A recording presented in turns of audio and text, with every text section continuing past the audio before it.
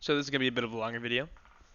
But now we have to, now that we have the chart, now that we understand what the four number systems are, we have to be able to convert between them.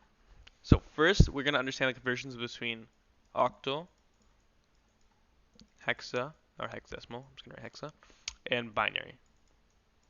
These are the three number systems we don't really understand. We know decimal, we understand decimal to heart. But right now we want to convert between these three. So first, let's convert between an octal and a binary. So let's say I give you a binary, 101110. This is just some random arbitrary binary number because base 2 to denote that it's base 2 or binary. Right, and I asked you to convert it either to octal and hexa. Let's just do both. So first, so how do you convert it to octal? The first step in converting to octal is you pair it in groups of 3 from the right. So we take these first 3 numbers from the right and then these 3 numbers. We just make groups of 3. Okay, and then we look at our chart from before, which I'll pull it up here. This is the chart that we made before. You should have this chart made before this video. And we see, okay, each one of these groups is going to correspond to one digit in an octal number. So pretty much this is going to be 2-digit octal number. That's what I know now because there's 2 groups. So I go here 1110. I look down here. I see one of them. So I want to see what's equivalent in octal. So I go here 6. That's what its equivalent is. So boom, 6. I go 101. Right here, it's on binary. I look to the right. 5 octal. Oh, well, okay, you can't see the chart. My bad.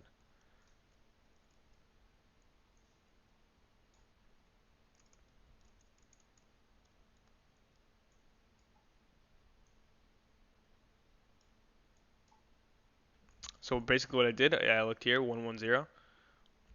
Look to the right and see octal. Here, 101. Look to the right and see octal 5. So I brought that down. So now we know that this in base 2 is equivalent to 56 in base 8, or 56. That's how you read it. Next, I want to convert the same number to hexadecimal.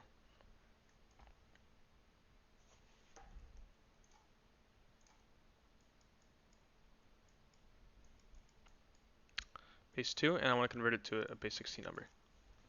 So instead of grouping in base 3s, groups of 3s, I want to group in base 4s. So the logic behind this, if you really matter, it's like since binary is 2, 2 to the 3 is equal to 8, and then hexadecimal is 16, 2 to the 4 is equal to 16. So we're grouping in groups of 3 here and groups of 4 here. So once again, we look from the right and we say groups of 4. So we say group 1 all the way to here. Okay, and then we make another group, 1. But there's only 2 digits here. But we still need a group of 4. So to keep the number the same, we just add zeros to the front of it. So this is an equivalent number. Because remember, if we add zeros to any number, like 0, 9 is the same as 9. Right, so we're just adding zeros to the front of it just so we can get a full group. So now so once again, each of these groups correspond to 1 digit. So we go back to our chart, let me pull it up.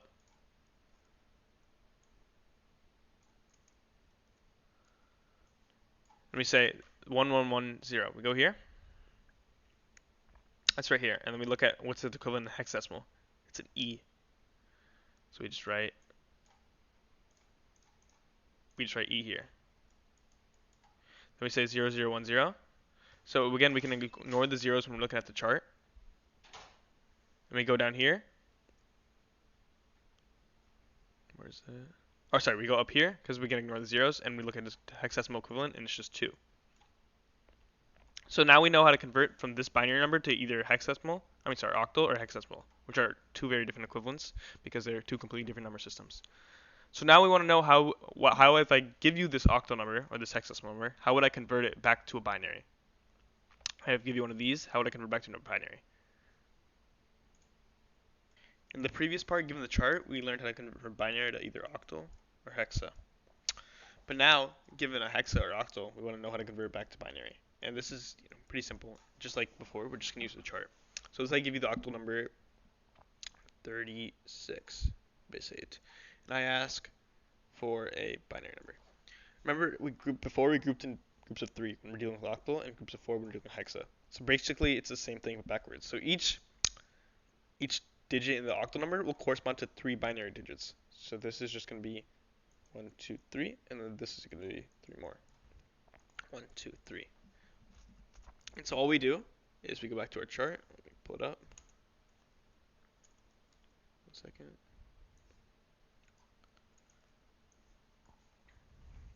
And we say 6, we go here. Before we went from binary to octal. Now we're going to say octal 6. Go back 1, 1, 0. 1, 1, 0. And then we go 3. 3 here. It's the same as 1, 1. And remember, we can add a 0 to the front of it. Always add a 0 to the front of it just to make sure. If there's extra space. And so now we know that this in octal is equal to 0, 1, 1, 1, 1, 0 in binary.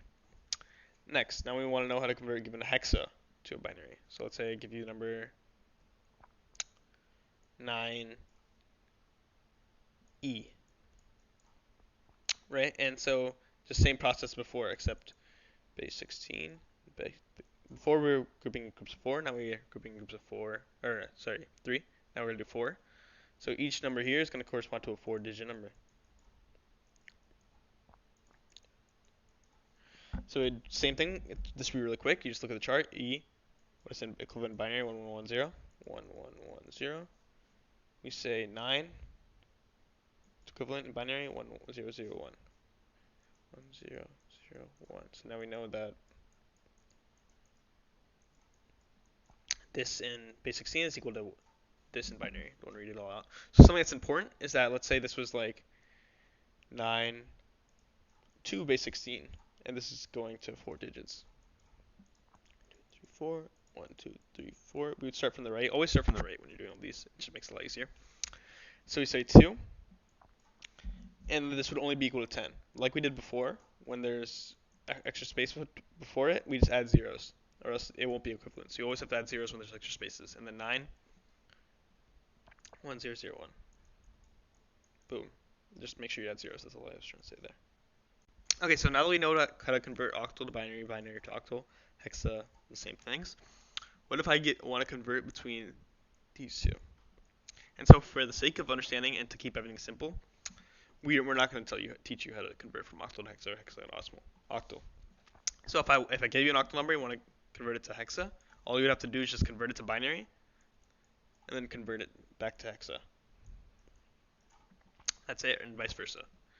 Right? Since we understand one path, we can use the others. So there will be practice for this, somewhere else on this document. Right now, we're not going to go over it because just to keep the video short. So what about our friend over here, decimal? There's still one more number system. So how do we convert from this big group over here to this? So let's first start by understanding how you'd go this way, from one of these numbers to decimal. So the method for converting any of these to decimal is the same problem. So let's just start with binary, just for simplicity. So 1001102. So just some random binary number. And let's say I ask you to convert it to decimal, base 10 number.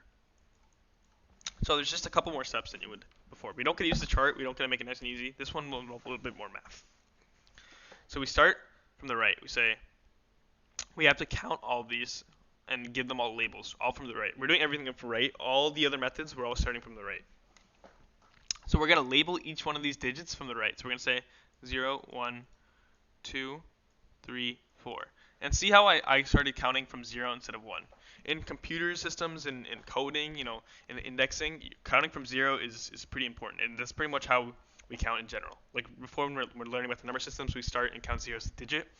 Just generally, you start counting from 0, which is what we're doing here. So first step, label all the digits. Next, this part is pretty repetitive. So you take this base number, 2, you put it to the power of this label, 0, and multiply it by the number itself, times 1. You do this for every digit, so let's do the next one. 2 to the power of this, which is 1, times 1, which is the number here. Next, 2 to the 2 times 1, 2 to the 3 times 0, and then 2 to the 4 times 1.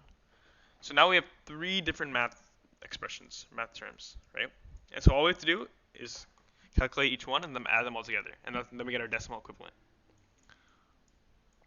So let's add them all. So this is 0, this is going to be 2, this is going to be 4, this is going to be 0, and then this is going to be 16.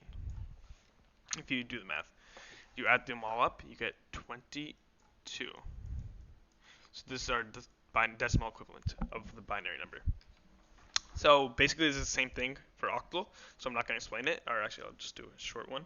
So let's say I give you 17 in an octal. You would say, first label it 0, 1, then do the terms 8 to the 0 times 7, 8 to the 1 times 1. So that is equal to 7, and that's equal to 8. You add them up, 15. So that's our decimal equivalent. So the last one, hexadecimal. This one is also the same process, but it could get a little more confusing. So let's say I give you the number 4a3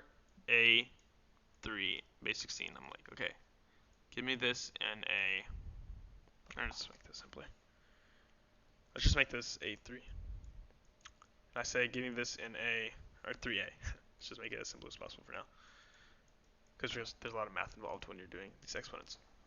And I say, give me the decimal equivalent. So the first step would be label them, right? 0, 1. And then now we just do those repetitive steps we did before. 16 to the 0 times a. And then we say 16 to the 1 times 3. So now we have to do all these and add them all up. So let's just, this one we'll get to in a second. So this is going to be 48. But now, 16 to the 0, which is just 1, right? So it's going to be the same as 1 times a. But like, I don't know how to multiply a letter by number. But if you remember, that goes 1, 2, 3, 4, 5, 6, 7, 8, 9, A, B, C, D, E, F. This is counting in hexa, by the way. Remember that these digits are just like basically continuations of the decimal. So we go, in decimal, you'd say 8, 9, 10, 11, 12, 13, 14, 15. And so A is basically the same as 10, or is the same as 10 in the decimal. So when we're multiplying this out, we can just say, cross this out and replace this with 10. So now we're just doing 1 times 10. 10, 48, 58, when you add them up, and boom, 3a in hexadecimal is equal to 58 in base 10, or by decimal. Now for the final conversion, we want to convert from, instead of one of these groups, we want to convert from decimal to these other groups. So this is probably where the math gets the trickiest. Either way, it's not that hard, hopefully. So let's say I give you the base decimal 100 and, let's start small, 14. So just like before, the conversions are pretty repetitive. It's just the same method over and over again with slightly different numbers. So let's say I give you 14, and let's start with binary. I want to convert it to a binary number. Okay. That's kind of confusing. So all you have to do is create this like long division thing. Say 14. And then you take the base of what you're converting to, which is 2, put it on the outside. So now you say, how many times does 2 go into 14? It goes 7 times, right? And what's the remainder? 0. How many times does 2 go into, this is just R for remainder. So how many times does 2 go into 7? 3 times with the remainder of 1. How many times does 2 go into 3? It goes 1 time with the remainder of 1. How many times 2 go into 1? Goes, at this point, since 2 is bigger than 1, you just say 0, and then you say whatever, the remainder of 1, right? Because 2 can't go into 1. There's just going to always be a remainder of 1. And so now that we hit the 0 on this left column, we're done. So all we do is we look here, we count from the bottom up, or we read it from the bottom up, we say 1, 1, 1, 0. This is weird. 1, 1, 1, 0. That's it. So now we know 14 in base 10 is equal to 1, 1, 1, 0 in base 2. And this is also on our chart, like, since it's less than 15. But for bigger numbers, the same method would apply. So next, let's just, like I said before, it's the same with the other system. So let's say I give you, let's say it's bigger, let's say 43 base 10, and I ask what's this in octal, or base 8. Same thing. 43, and then we take the base of what we're changing it to on the outside, 8. How many times does 8 go into 43? It goes 5 times, with the remainder of 3. How many times does 8 go into 5? It cannot go into 5, so it's 0 with the remainder of 5. We read it from the bottom up. 53 base 8. Okay, next. Last one, just if we're converting from a decimal number, so let's just say